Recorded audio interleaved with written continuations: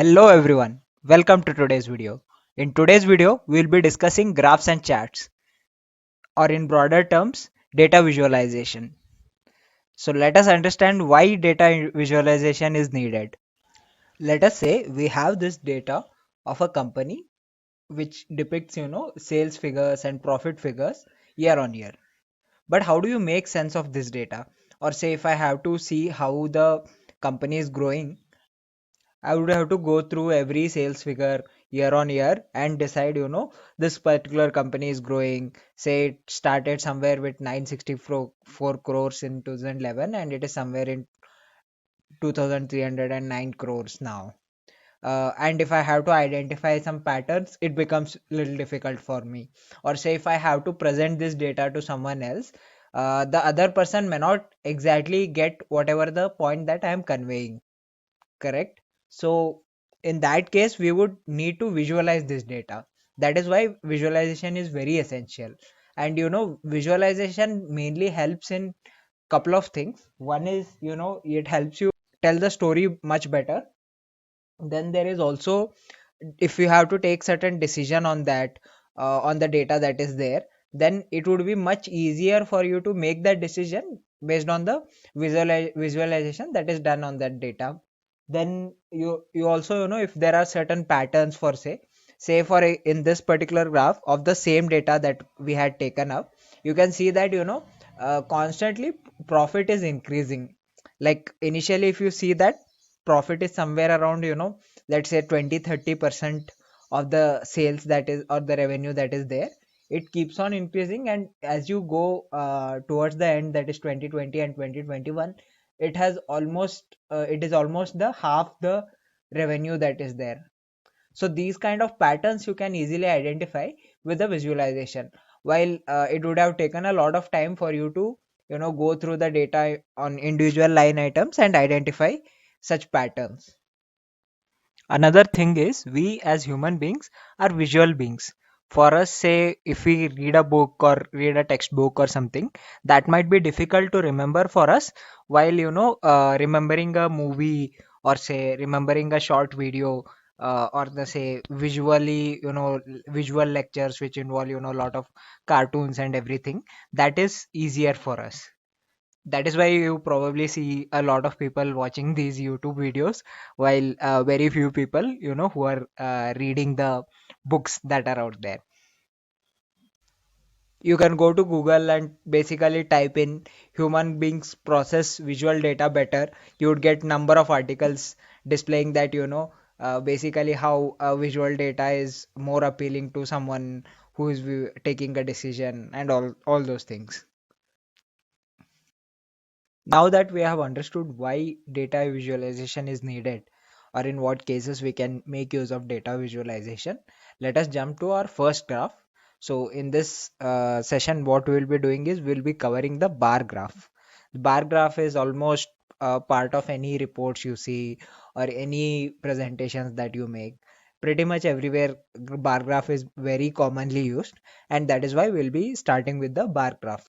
Let us now learn in detail about bar graphs.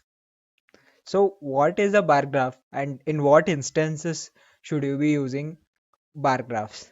So, there are mainly two scenarios. One is, say you have different companies, or say different students or different entities. Whenever you are, say, making comparison between different entities, that is one case, wherein you can use bar graph. For example, here in this particular bar graph, you can see that we are comparing the revenues of different companies, companies 1, company 2, company 9, all those things.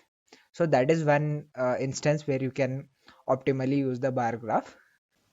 Then another use case where bar graph can be used very effectively is tracking change over time. This can be again sales of profit of a company over some period of time, or say comparison between multiple companies as well, uh, over the time. Again, same way, student performance across multiple parameters as well. So all these use cases, again, these are not the only use cases wherein you can use bar graphs. There might also be certain other things as well, say how many views you are getting day, or day in day to day for your YouTube channel, how many are through, say, laptop and how many are through mobile interface that is there. So stuff like that, again, very freely you can use it based on the situation and everything. Now that we have understood why data visualization is important and what is a bar graph and in what instances should we be using it, let us start plotting some bar graphs so we remember whatever we are learning here today. Let us now plot a simple bar graph and try to make it more visually appealing. So let's start. We go to insert here, we select the chart option here, then say we want to plot a column bar graph. I'll just select this. A graph is automatically populated here. So basically how graphs in say PowerPoint or Google Slides, how it works is there is a Excel file created in which data is fed, based on which this graph is particularly plotted here, at least in the Google Slides bit of it. So if I go and see here linked chart options I get. So if I click on this and click on the open source, I get the source Excel file based on which this particular graph has been plotted. So if I make some alterations in this particular Excel or the Google Sheets data that is there, changes will be made in the PPT version as well. Of course, you will get the option to update that. For example, say let us say I want to remove this period to portion, whatever it is there.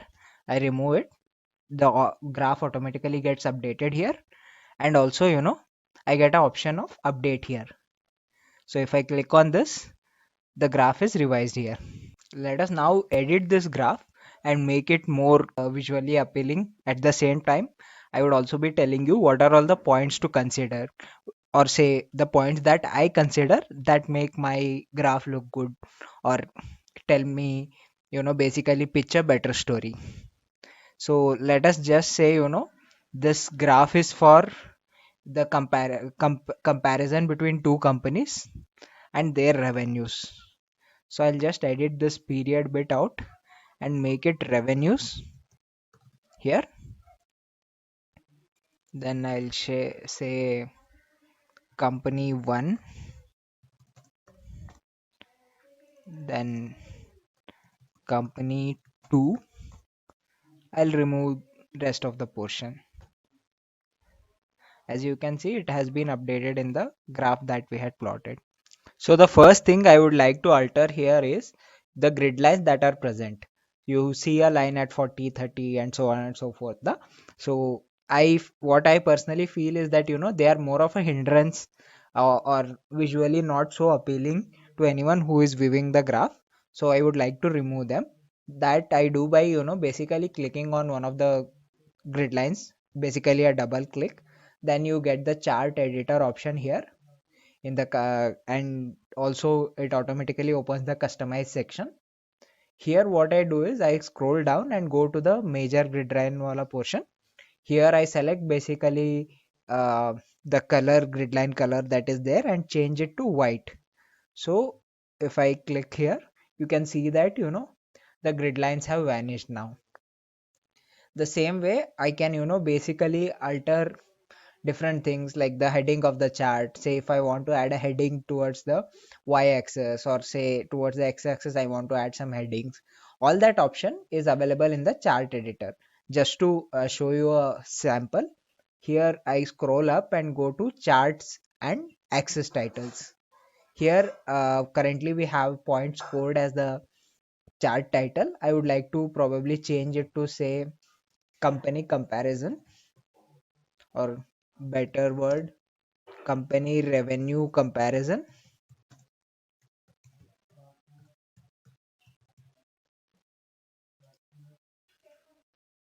Once I do that, the heading automatically gets updated.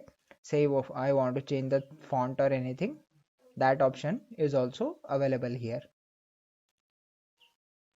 And I can even say in some instances it is better to move the heading to the center. I can do that as well based on the title format that is there. Again, same as editing in the Google Slides or changing the color, you get all sort of options here. Say I'm changing the color of these graphs that are there. They are for me currently looking very ugly, so I would like to basically change the color of that.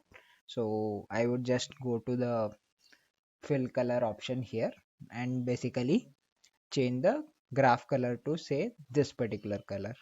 Say I want to highlight or differentiate between both the companies, so I want to basically give one color to this company 1 and different color to company 2. In that case, what I would do is I would basically double click on this particular graph and I would get an option to basically customize this particular bar itself. So that comes to fill color again. I select here, say I want to make it violet pinkish sort of thing. So I select that, and you get the different color for different bar that is there. Again, there are certain hygiene things that we need to take care. Again, these will come in handy for you whenever say you are preparing a graph for your presentations and everything. I would suggest basically keep the numbers or the whatever the things that are there on the y-axis, the revenue in this case, to be the font size should be little bit higher, so that whoever is viewing it is clearly visible to them. Same way to the y-axis as well. Make sure that whatever you are writing it is legible as well as easily viewable for anyone who is going through the graph. So since we have basically remove the grid lines that were there, we can even add a number on top of the bar graph representing how much does it represent. For example, if in the customize section only, if I go down, or say let's just click on this particular bar that is there, I get the option of data labels. If I just right check this, I get the data labels written here. So again, I can play with them, basically make them bold, or say I can even change the position they can come at the top of the graph as well. Like say if I basically make it outside and then they come out of the graph and they're represented here, or say if I want it as inside and it will come this way. Again, text color, again I can vary it and make it white so that it is uniform. Then font size also I can change it to say something like 16, so that it is more legible or viewable. And again, I can even go to the chart title access and chart and access titles, and basically put a heading to the horizontal axis, say companies. Though in this particular graph it is pretty much evident that the data is about the companies, I'm just adding it here for demonstration purposes. So I probably give a font size of 24 here. Then say to the vertical axis I want to write revenue in crore. So this can again be done very easily.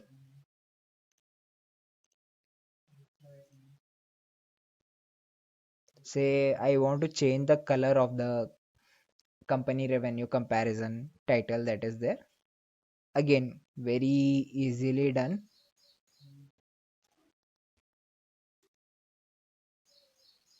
So I feel this graph now looks much better compared to what it was previously.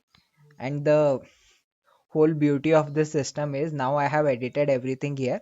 If I just go back to basically Google Slides that was there, I just press on update button here, everything gets updated here.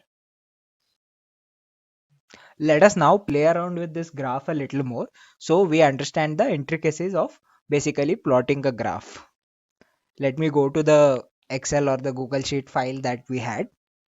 I basically say want to edit this graph a little more, or say for example we know that company 1 is at say having a revenue of 24 crores and 36 crores, but the difference between the revenues of these companies is not very much evident. Say like it is almost as though second company is 1.5 times of the first company that is there. So in order to show this difference, what we can do is we can adjust the scales. That is, say for example, if I click on this graph again, I get the chart editor option and everything. What I can do is I can go down and click on the vertical axis here, so I can adjust the minimum and the maximum. So we already know that the minimum value among these two is 24 and the maximum is 36. So let me say, let me put the minimum here as 15. So now you can see that the whole graph itself has altered itself. That is, it is looking as though company 1 is half that of the, say, company 2. So these kind of manipulations can be done on these graphs. So this the idea behind basically telling you these things is to, one is to be aware and look for the data that is there with much more caution whenever, say, you are investing in something, or say when you are viewing something, or someone is selling something to you, in all these instances. The second bit is, say if you had to do it, or say in some instances you are not able to convey the exact measure due to because of plotting it from the zero itself. In those cases you can utilize such things as well. Again, it is very simple to basically update it here. As soon as you update things on the Google Sheet, it automatically gets updated here. So now this is how the graph looks like. Now you see that the horizontal line or the axis that was there, that is missing. That can again be adjusted basically, or brought back. Basically what I have to do is again go to the customize section, go to the grid lines and ticks part. I select the horizontal axis, I click on this major ticks. So basically I get the horizontal line as it was earlier available. So again, this can be updated here. This is very simple to do. This is it for this week. Let us meet again next week. I'll come up with more use cases of the simple bar graph that we have. Also, we'll be making a use of more number of variables, or say different use cases that we discussed. All those things, and I would also be coming up with some tricks and tips to basically enhance your presentations whenever you are using bar graphs in your presentation. This is a ongoing series of all the graphs, or basically let's just call it graphs 101, in which you will be getting to know what are all the different graphs that are there, how can we use them, and what alteration in plotting itself can we do to make them more presentable and make your presentations more meaningful. Thank you for going through this video. Do suggest if you have any suggestions, feedback on how I can improve my video, or it can be better presented to you, so that the videos become more interesting to you, or for you to go through anything I'm missing out on. Also, please do like, share, and subscribe, so that you are constantly aware of whatever I am posting of. Thank you.